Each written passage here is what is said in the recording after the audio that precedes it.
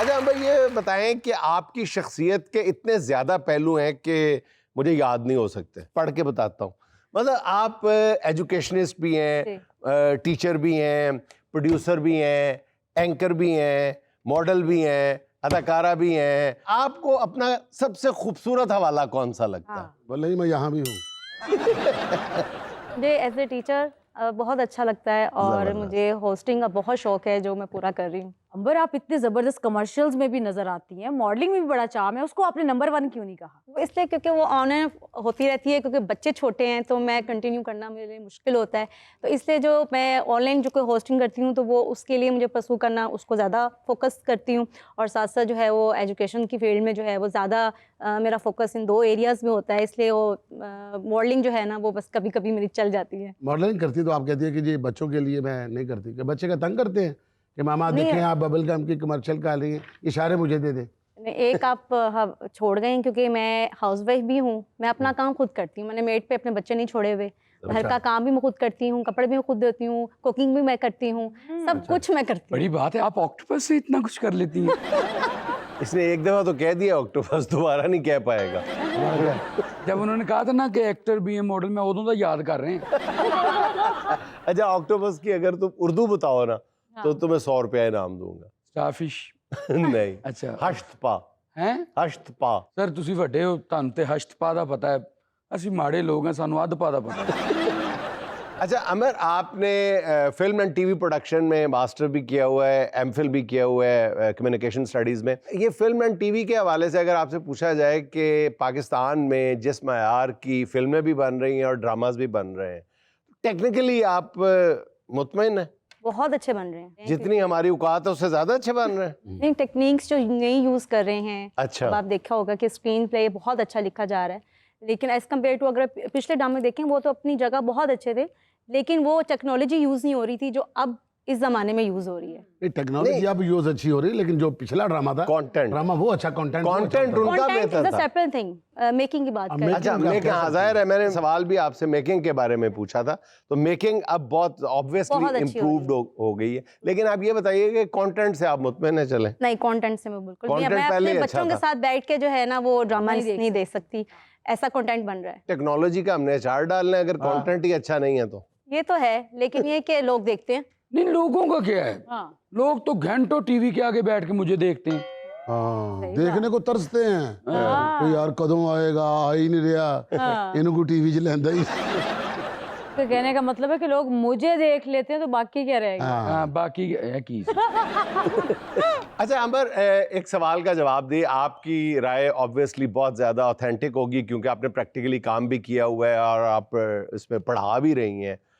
ये बताइए कि पहले अखबार प्रिंट मीडिया का दौर था, फिर इलेक्ट्रॉनिक मीडिया का दौर आ गया, अब सोशल मीडिया का दौर आ गया है। लोग कहते हैं कि सोशल मीडिया के बारे में ये बड़ी वॉलेटाइल सी सिचुएशन है, कुछ नहीं कहा जा सकता कि सोशल मीडिया आगे क्या रंग इख्तियार करेगा, किस तरफ ये दरिया का रुख चला जाएगा, कौन सी चीज़ कहाँ पे चली जाएगी। आप इससे इत्तेफाक करती हैं कि सोशल मीडिया आगे जाके अपनी हैत बदल लेगा? जी बिल्कुल, जैसे जैसे ज़माना बदलता जा रहा है, सोशल मीडिया जैसे वो भी चेंज होता जा रहा है, क्योंकि वक्त के साथ साथ टेक्नोलॉजी आती जाएगी और चेंजेस आती जाएंगी, और ना सिर्फ टेक्नोलॉजी बल्कि हमारे बच्चों में भी चेंज आना शुरू हो जाएगा।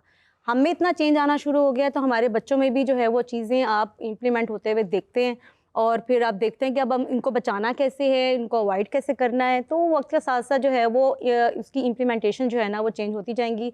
इट डिपेंड्स कि आप अपने जो जनरेशन है उनको आपने किस ट्रैक पे चलाना है, ठीक है। वो चीज़ें जो है ना ये तो वक्त के साथ साथ आप रोक नहीं सकते किसी को। अच्छा बेसिक अगर मैं ये कहूँ कि बेसिकली तो कंटेंट है, चाहे वो अखबार है, चाहे वो रेडियो है, चाहे वो टीवी है, चाहे वो सोशल मीडिया है, असल चीज़ जो है वो आपका कंटेंट है।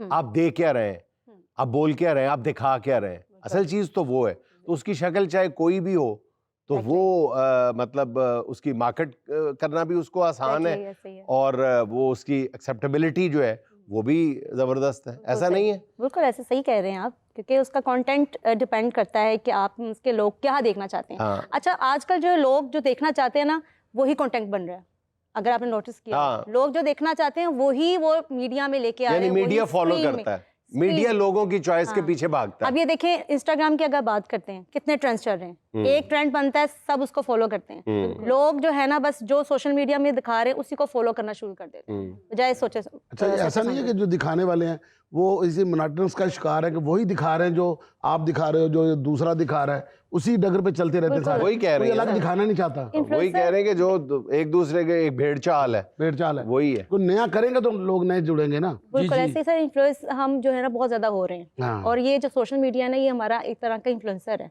हाँ। जो वो करेगा हमने वही करना। वही करना। अच्छा अंबर, आप पढ़ाती भी हैं, आपने खुद भी पढ़ा है, तो पहले के बच्चों को और अब के बच्चों को आप कैसे कंपेयर करती हैं? पहले लर्निंग का ज़्यादा शौक था या अभी? अच्छा, क्या अगर मैं difference बात है? करूं अपने से, अगर मैं स्टार्ट करूं, जब हम छोटे थे, जब हम क्लासेस में जब पढ़ते थे, तो it's just like a passive learning, यानी कि टीचर आ रहा है, बोल रहा है और जा रहा है, ठीक है। उसमें हमारा पढ़ने का कोई शौक डेवलप नहीं होता था। हमें होता कि बस टीचर ने आना है, बोलना है और चले जाना है। तो वो मेरे अंदर वो था ही नहीं। मैं इस फील्ड में इसलिए आई कि मैं कुछ चेंज चाहती थी कि बच्चों में पढ़ाने का स्टाइल थोड़ा चेंज हो, बच्चे सीखें, बच्चे आगे बढ़ें। तो एज ए IB टीचर, क्योंकि IB प्रोग्राम पाकिस्तान में लॉन्च हो चुका हुआ है और IB स्कूल्स बहुत ज़्यादा हो चुके हैं, तो मैं एज ए IB टीचर बच्चों में इंक्वायरी और कंसेप्चुअल बेस्ड लर्निंग को फोकस करती हूँ कि बच्चे जो है ना कुछ सीखें। ये नहीं कि जस्ट मैं आ ही गई। अब हम बच्चों को ऑनरशिप देते हैं कि आप किस स्टाइल से पढ़ना चाहते हो। एक ही टॉपिक में आप डिफरेंट वेज में जो है वो बच्चों को अपॉर्चुनिटीज देते हो कि आप किस तरीके से पढ़ना चाहते हो, क्योंकि हर बच्चा एक तरीके से नहीं पढ़ेगा। कुछ विजुअल लर्नर होता है, कुछ देख कर जो है वो सीखता है, कुछ जो है वो बात करने से सीखता है, तो कुछ हैंड्स ऑन एक्टिविटी से सीखता है। तो हर बच्चे का स्टाइल अपना है, क्योंकि जब हम होते थे हमारे स्टाइल तो नहीं देखे किसी ने, नहीं। किसी ने नहीं देखा कि हम कौन सा लर्नर है, हम किस तरीके से सीखना चाहते हैं। अब की जो स्टडीज़ जारी हैं बच्चों की, मेरे ख्याल से ये IB जो है ना स्कूल का, ये एक नया ह्यूज चेंज लेकर आ रहा है बच्चों में, कि बच्चे जो है वो पहले कम्युनिकेट नहीं करते। मैं खुद एक बच्ची थी ना जब, तो मैं कम्युनिकेट नहीं अच्छे कर पाती थी, लेकिन अब मेरी कोशिश होती है कि छोटे बच्चे से अभी हम वो स्किल्स डेवलप कर दें, कम्युनिकेटर बने, वो जो है उनका सोशल स्किल्स डेवलप हो। अक्सर मैं भी अपने आप को देखती थी, जब मैं रिफ्लेक्ट करती हूँ अपने ऊपर, कि मैं ज़्यादा दोस्त नहीं बना पाती थी। तो अब मैं बच्चों को देखती हूँ ना कि ये दोस्त क्यों नहीं बना पा रहा, क्या मसला है इसके साथ, तो मैं उससे बात करती हूँ। पेरेंट्स की भी काउंसलिंग करती हूँ कि आप अपने बच्चे से बात करें, आपका कनेक्शन जो है वो गैप आया हुआ है। तो ये सारी चीज़ें ले लेकर तो मैं ये चाहती हूँ कि बच्चों के अंदर जो है ना वो एक होलिस्टिक डेवलपमेंट हो जाए बच्चों के अंदर। नहीं, ये मेरा ख्याल है बात दुरुस्त नहीं है कुल्ली तौर पे कि पहले वक्त के जो टीचर थे वो बच्चों के मिजाज को बिल्कुल ही नज़रअंदाज कर देते थे। ये विकी साहब ने भी टीचिंग की हुई है। वो जो आपने टीचिंग की हुई है ऑक्सफोर्ड में, हाँ डांस वाली थी ऑक्सफोर्ड में, तो मैंने की थी ना कि प्यारे बच्चों किताबें खोलो, अच्छा सबक पढ़ो सदाकत का, अमानत का। प्यारे बच्चों, पाकिस्तान किसने बनाया? हम सब ने। लेकिन विकी साहब जो है ना एज ए म्यूजिक क्लास ले सकते हैं, स्कूल्स में नहीं ऐसे डांसर क्लास भी ले सकते, डांसिंग क्लास भी ले म्यूजिक वही होता है, म्यूजिक और होता है सर। अरे प्लास्टिक की तरह ऐसे होता है। अच्छा अंबर, आप मुझे ये बताएं कि अभी देखिए बहुत सारे स्टूडेंट्स हैं जो मैस कम्युनिकेशन कर रहे हैं, इसमें एक सेचुरेशन पॉइंट नहीं आ गया? क्योंकि स्टडीज बहुत सारे लोग कर रहे हैं, आगे जॉब के चांसेस कम हैं। आप क्या कहती हैं इस बारे में? आपकी जो बात है, अगर वन साइड देखा जाए तो बिल्कुल ठीक है, वैलिड है, क्योंकि अपॉर्चुनिटीज़ बहुत कम है।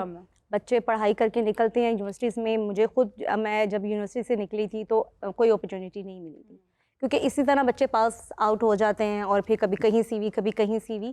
लेकिन एक स्टेप जो है वो काफ़ी ऑर्गेनाइजेशंस जो है वो निकाल रही हैं, वो कॉन्फ्रेंसेस करती हैं, वहाँ पर डिफरेंट जो हैं वो इन्वेस्टर्स आते हैं कि आप कोई बिज़नेस स्टार्ट करना चाहते हैं, तो जो न्यू कमर्स होते हैं यूनिवर्सिटी से पास आउट हुए, तो वो अपने न्यू आइडियाज़ लेकर आते हैं। जॉब्स अपॉर्चुनिटीज़ बेशुमार अब दी जा रही हैं बच्चों को। तो एज़ कम्पेयर टू अगर आप यूनिवर्सिटीज़ की बात करें तो वो ऐसा इतनी ज़्यादा जो है वो अपॉर्चुनिटीज़ नहीं देते। अंबर, आपको ऐसा नहीं लगता कि जिस बंदे ने भी हाथ में मोबाइल पकड़ा हुआ वो एक चैनल का मालिक है? बिल्कुल चैनल का मालिक है, क्योंकि आजकल जो है न्यू जनरेशन हाथ में फ़ोन पकड़ा होता है। कोई भी आप कंटेंट बनाएं, यूट्यूब में कुछ भी आप ड्रामा क्रिएट कर सकते हैं।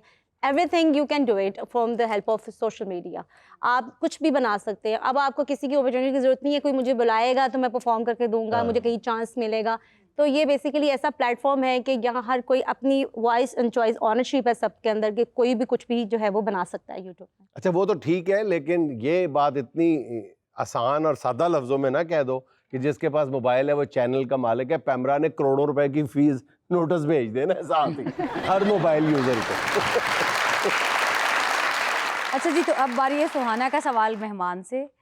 इसमें अंबर हम आपको 4 ऑप्शंस देंगे और एक आपने सेलेक्ट करनी है। सवाल ये है कि अगर पढ़ाते हुए बच्चे ये फरमाइश कर दे कि मैडम मॉडलिंग करके दिखाएं तो क्या करेंगे? ऑप्शन नंबर 1, फौरन क्लासरूम में कैट वॉक का इनकाद करेंगी। ऑप्शन नंबर 2, बज़ाहिर ना करेंगी लेकिन पढ़ाने का अंदाज मॉडलिंग में तब्दील करेंगी। ऑप्शन नंबर 3, मॉडलिंग की कोई वीडियो दिखाकर जान छुड़वा लेंगी। ऑप्शन नंबर 4, या फिर पनिशमेंट की धमकी देकर कहेंगी कि नेक्स्ट पेज निकालें। ऑप्शन नंबर 2, मैं करती ऐसी हूँ। पढ़ाने का अंदाज ही मॉडलिंग में बदल देती है। हाँ। गुड। अच्छा अंबर, अब ये बताएं कि एक्टिंग में क्या कारनामे सर अंजाम दिए आप? एक्टिंग में सच मैंने बस छोटा सा ही रोल किया था, जुगन काजिम के साथ उनकी दोस्त बनी थी, ये टेलीफिल्म की थी। बस उससे ज़्यादा मैंने अभी तक जो है वो कोई ऐसे ड्रामाज और टेलीफिल्म इतनी ज़्यादा की नहीं। बस उनका एक्टिंग कैरियर आपके जितना ही है। अस्सलाम वालेकुम। वालेकुम अस्सलाम। मेरा सवाल अंबर साहबा से है कि बच्चों को मोबाइल से दूर रखकर किस तरह पढ़ाया जा सकता है? बस एक ही तरीका उसका, कभी मोबाइल को परे रख दो, कभी बच्चे को परे रख दो। सबसे इम्पोर्टेंट चीज़ जो होती है ना वो ये होती है कि टाइमिंग सेट करें बच्चों की। जब आप टाइमिंग सेट नहीं करते तो बच्चे जो है वो हर वक्त फ़ोन ही लगे रहते हैं, फ़ोन के साथ वो इंगेज रहते हैं। तो क्योंकि पेरेंट्स भी जो है वो टाइम नहीं दे पाते। अगर आप उनकी टाइमिंग सेट करेंगे कि बेटा आपने जो है वो इस टाइम पर आपका टाइम जो है वो मोबाइल देखने का है और इस टाइम पे आपने टीवी देखना है, सो बाकी टाइम जो है वो आप सेट कर देते हैं कि आपने स्टडी करनी है या कोई आपने गेम प्ले करनी है, you can play. So timings जो है वो I think most important thing जो आपको सेट करनी पड़ेगी। और बाकी सही बात है, बच्चों की टाइमिंग सेट करनी पड़ती है। मैं रात को घर गया ना लेट नाइट, तकरीबन कोई 2:30-3 बजे का टाइम, तो मुझे मेरा एक दोस्त खड़ा मुझे कहता कि मैं कि मेरे बच्चे तो सो जाते हैं जल्दी, अच्छा। तो अभी मैं जाऊंगा, तो मेरा जान छुड़ा रहा था कि ये चला जाए। वो नाल ही एक डिलीवरी वाला आ गया, आगे कहना ये ਤੁਹਾਡੇ ਬੱਚਿਆਂ ਨੇ आर्डर किया।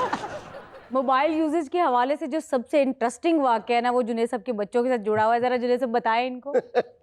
मैंने अपने बच्चों पे अचानक सख्ती शुरू कर दी। मैंने कहा हाँ। कल से 11 बजे सब बच्चे जो है अपना मोबाइल यहाँ पे मेरे पास जमा करवा के जाएंगे। तो मैंने कहा आधे बच्चे मतलब आधा अमल करेंगे आधा नहीं करेंगे, तो माशाल्लाह टक टक टक अपने मोबाइल पूरे 11 बजे रख जाते थे। मैंने कहा यार कितने ताबेदार और फर्माबरदार बच्चे हैं मेरे।